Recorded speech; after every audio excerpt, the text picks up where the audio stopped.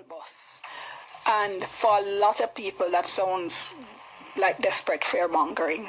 And to make such a statement, surely the opposition must have some very cogent evidence or some very cogent documentation suggesting that these buses have a significant safety issue. What I heard you say is that the length of the buses on some of our roadways raise concerns. Yes. But would what should I say? Defensive driving or proper driving not alleviate those concerns? We have engaged a number of manufacturers and suppliers of the buses here, and we understand is that for them to purchase buses, especially for the JUTC, that there has to be a standard body length wheelbase. Then you have to look at the transmission because of our topography, and you have to look at suspension because of our topography. I don't think that these buses were retrofitted or even that was looked at in the purchasing of these buses. And when you look at some of our rural routes, especially where some of, and Bunting was speaking about, his understanding of a bus being assigned to a school in his constituency, and the distance and the road network to get to that school, that he would have had concerns about the bus traversing that route, seeing the length of the wheelbase and the size of the road that it would have to traverse. But that seems to... Okay, so what I am hearing is that there are questions and concerns that the opposition has that should be answered, but then you seem to jump straight from there to condemning the buses and saying, as I said, that they're here to kill off poor people, without having been able to connect the dots. I can tell you what I said yesterday. Let me go to what it is that I said on the platform yesterday. And I said, and I will repeat it again, that the People's National Party is not against a school bus system, neither in the urban center or rural Jamaica. We have put a proposal out there. I mentioned it in my own sectoral presentation, and the party leader has spoken about it, of a system that includes the existing operators. About whether or not it's kill off poor people, picnic with old bus. Good morning, my viewers, subscribers. Welcome back to another M&M TV video. Yes, and you are hearing there a conversation, my viewers, subscribers, with Mikhail Phillips, and of course, Dion Jackson was hosting that conversation. And my viewers, it is funny, and it is sad to really see where that these MPs, well, not MP, but this one who is speaking, Mikhail Phillips, is a rural MP.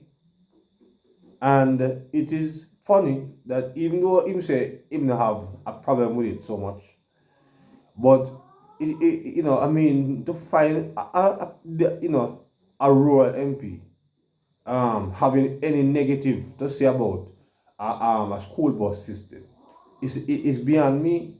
Yes, beyond me, because these are where the people struggle the most. Because we all know, my viewers, that in the urban areas, buses are there, and a lot of buses are there that carries the school children at very subsidized rate. And as you will be hearing, my viewers, also from the Prime Minister in this in this video, and you're also, my viewers, subscribers, in the final story in this morning's video, you're also going to be hearing from a TikToker, yes.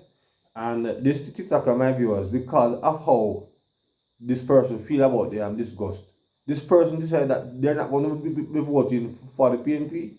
So the PNP have lost yet another vote on how they go about this particular issue. So my viewers, it is indeed a very sad story that these rural MPs supposed to be fully endorsing it. The Peter Bunting here, my viewers, who is running for South Manchester, Yes? And he's the most critical of the plan. My viewers, subscribers, what significant different is these buses comparing to the coastal buses? What is the significant difference between these buses and that bus? Yes, I don't know because I don't see from what I see, I don't see any significant difference in length between this bus and the coastal bus that we normally drive, and I use those buses on the school route many times. So I don't see the great controversy, my viewers, why these people are so hell-bent not to allow our children and we who are parents who lives in the rural areas to get any form of reprieve.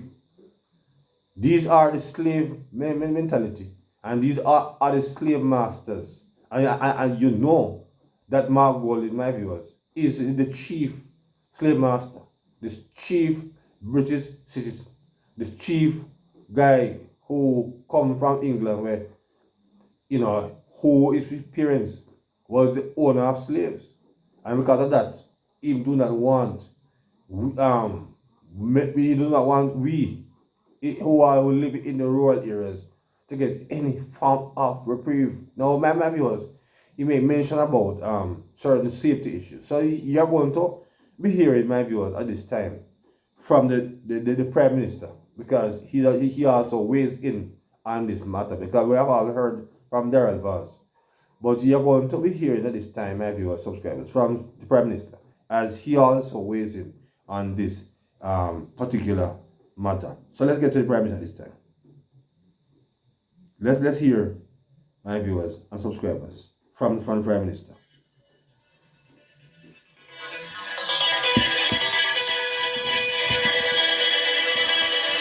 So I'm happy that we are finally at a point where we can bring in buses that are dedicated public transportation for students. In other words, Jamaica, when this is fully rolled out, will have a comprehensive school bus system. Now, to be clear, the system will be jointly operated by the Ministry of Education and the Ministry of Transport, the JUTC having a memorandum of understanding for the maintenance of the buses. But it is important that the role of the Ministry of Education is emphasized, because the budget will come through the Ministry of Education, particularly the budget for the full subsidy of those students who have gone through the beneficiary identification system for PATH. Now, more than that, however, which is the part that I am even more pleased about, is that the school rules for the physical plant of the school will apply to the bus. So a student on this bus is still under the jurisdiction of the school as it relates to conduct and discipline.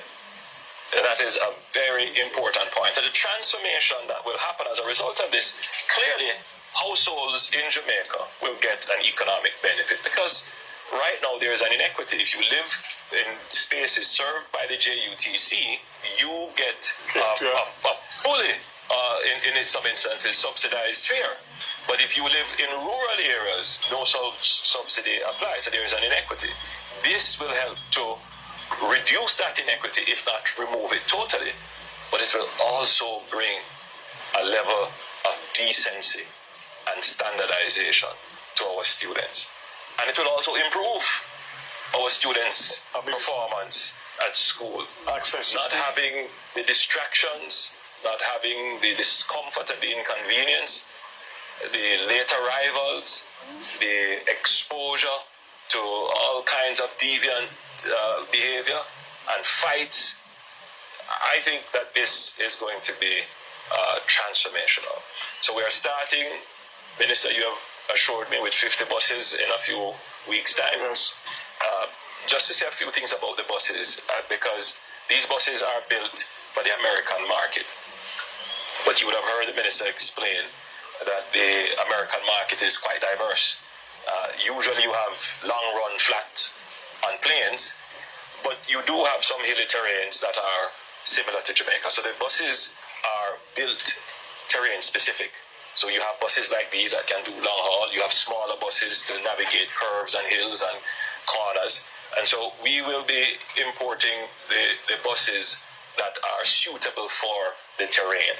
Under guidance from the ministry. Under guidance from the ministry, so that the buses themselves don't cause traffic jams or any kind of traffic hazards. So that will be well thought out. The buses are left-hand drive buses, and we are cognizant of that, and therefore these buses, the speed at which they are allowed to travel will be governed. And we have changed the access doors from the right side to the left side For safety. and we're going to also do some other modifications. I pointed this out to the minister, that these buses must have a camera on them.